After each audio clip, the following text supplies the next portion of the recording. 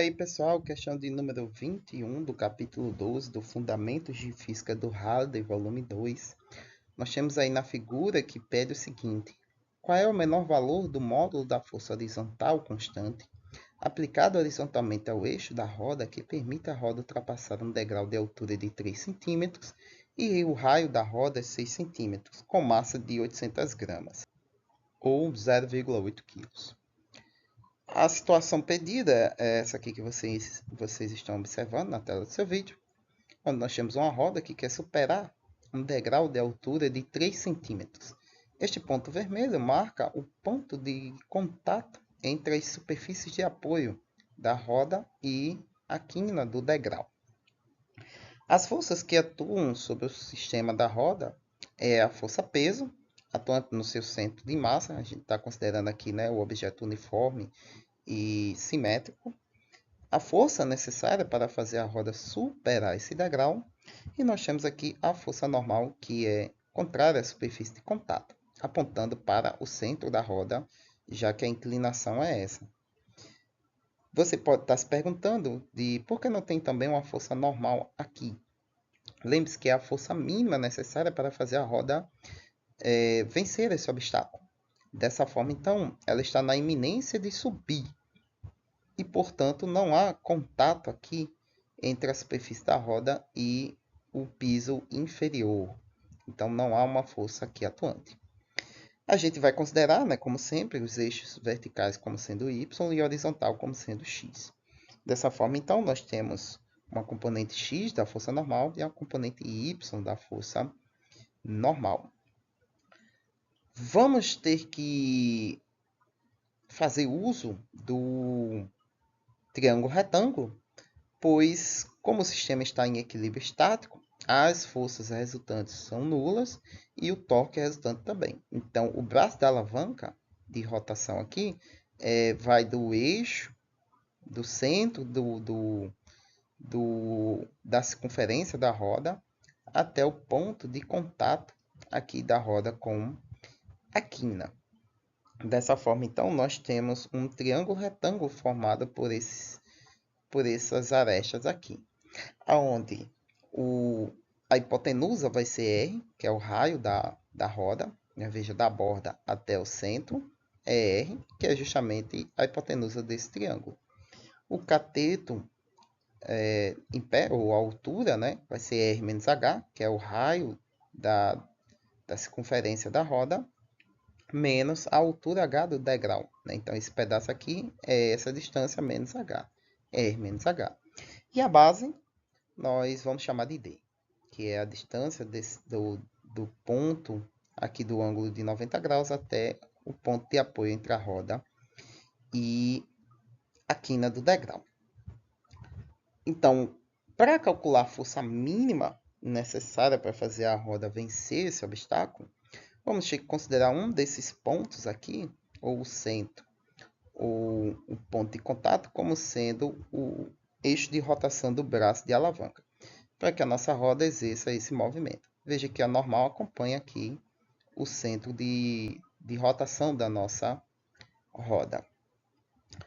Vamos considerar o eixo de rotação desse braço de alavanca, não a rotação da roda, tá? Mas é esse eixo aqui que está rotacionando. Podemos considerar o eixo de rotação aqui, o centro da nossa roda. E o braço da alavanca aqui, o ponto, né? Então, ou seja, seria como se a força normal fizesse a roda girar. Dessa forma, então, o torque resultante vai ser a soma das componentes da força normal. Como o torque resultante é nulo, então nós temos as componentes x e y sendo iguais. Lembrando que a força resultante aqui é nula, então a roda não desliza sobre o ponto de apoio, né? Então, ou seja, o ponto de contato não muda.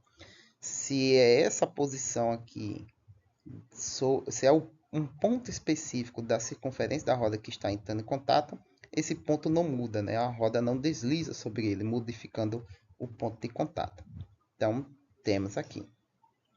Como eu falei que as forças são nulas, podemos considerar fazer a análise das forças resultantes.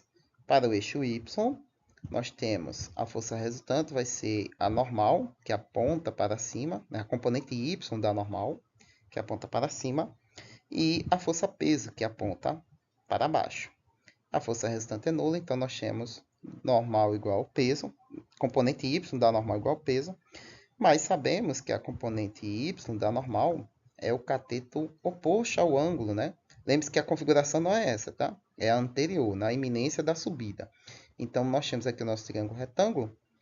Se você transladar o nosso vetor componente y, ele é oposto ao ângulo feito na situação inicial. Então, ele é o seno de θ vezes o módulo da força. Então, nós temos força peso igual ao módulo vezes o seno de θ. Da mesma forma, na componente x, nós temos a resultante igual à força aplicada para fazer a roda subir, menos a componente y da força normal, que aponta para o sentido negativo do x. Força resultante nula, então a força vai ser igual a essa componente. E quem é essa componente? Se você olhar, está na horizontal, então é o cateto adjacente a essa força. Dessa forma, nós temos então que a nossa força vai ser o módulo da força normal vezes o cosseno de θ. Voltando aqui para o nosso torque, depois que a gente fez a análise das forças resultantes, isso vai ser importante para a gente, porque nós vamos ter o seguinte. O torque, a gente sabe que é a força aplicada vezes o braço da alavanca, não é? Se você olhar bem aqui para a nossa componente x da força normal, no esqueminha anterior, se você olhar, essa força ela está a uma distância do centro da roda, ou seja, o eixo de rotação, no caso anterior, né? Porque agora, como a roda vai subindo, a distância entre a normal e o eixo vai modificando, né? Que o triângulo vai modificando os tamanhos das suas componentes, né? Então, olhe para cá, para esse caso aqui, ó. A força normal, ela está mais ou menos aqui, a componente x, né? Apontando para a esquerda. Se você transladar o vetor, né? Ele ficaria aqui, né? E o centro da roda aqui. Então, qual é a distância do braço da alavanca? R menos H. A mesma coisa para a componente y. Se você transladar o vetor, né? Ele estaria aqui, com uma distância que D, não é? Do nosso centro da roda, na situação anterior, né? Antes dela começar a subir. Porque lembre-se que a análise é na iminência da subida, né? Para calcularmos a força mínima. Dessa forma, então, nós temos que o torque da componente y é a componente y vezes a distância, né, do centro, que é R menos H. Então, componente y vezes R menos H. E a de y vai ser a força normal y vezes D, que é a distância. Só que quem é a componente x e y? É o módulo vezes o seno e o outro módulo vezes o cosseno. Então, substitui. Dessa forma, nós temos, então, a força aplicada em x, que é o módulo da normal vezes o cosseno, vezes o braço da alavanca, né? A distância que ela está do centro do eixo de rotação, R menos H.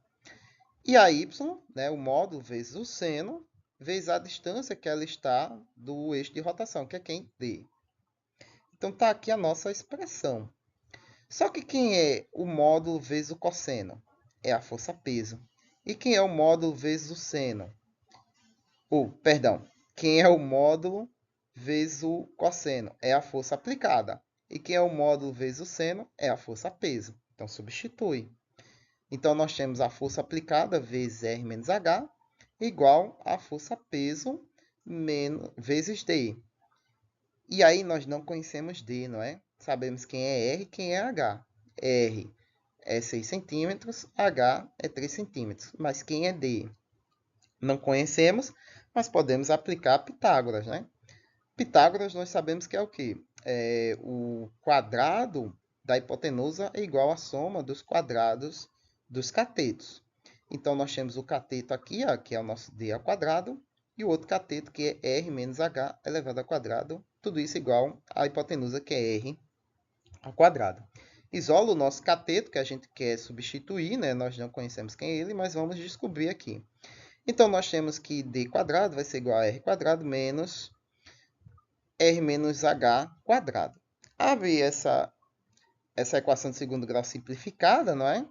Pois nós temos aqui r menos h, né? 2 termos elevado ao quadrado. Então, nós temos o primeiro termo ao quadrado, né? Menos 2 vezes o primeiro vezes o segundo, mais o segundo ao quadrado. Só que como todo mundo vai ser multiplicado por menos 1, troca os sinais de todos os termos, né?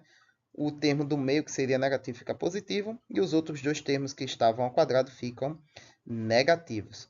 Com isso, nós temos r quadrado menos r quadrado. Corta.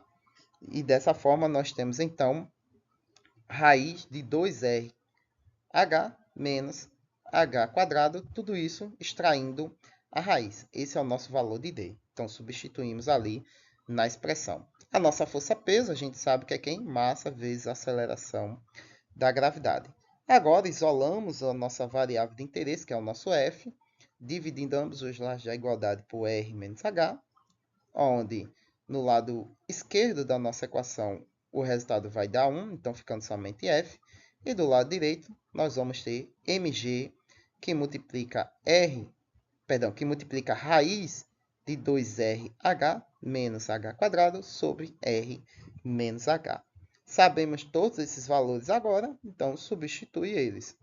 Nós temos todos esses valores, a massa 0,8 kg, G é 9,8 metros por segundo ao quadrado, R é 6 centímetros ou 0,06 metros, H é 3 centímetros ou 0,03 metros. Resolvendo a expressão, nós temos que a força mínima necessária para que a nossa roda vença esse obstáculo de 3 centímetros é de 13,58 newtons. No Halliday vai estar 13,6 newtons, arredondado só com um algarismo significativo.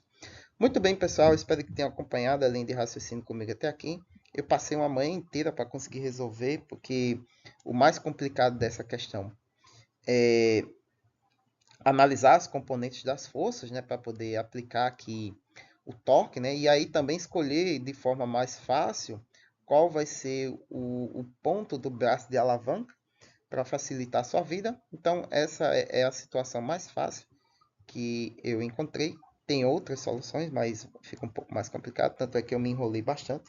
Tá aqui do meu lado o caderno cheio de algebrismo matemático para resolver esse problema. Curtam, compartilhem, se inscrevam no canal para receber mais, né? Ajudar aqui, porque dá um trabalhão resolver essas questões e é um outro trabalho fazer esses vídeos. Então, dá uma forcinha, nos ajude aí. Espero que tenham gostado da explicação, né? Como sempre, deem dúvida, críticas e sugestões aí na caixa de comentários para a gente ir melhorando esses vídeos. E tragam aí o engajamento para a gente poder fazer com que esses vídeos, né, o algoritmo, entregue a mais pessoas que estejam estudando esse assunto. Até a próxima questão.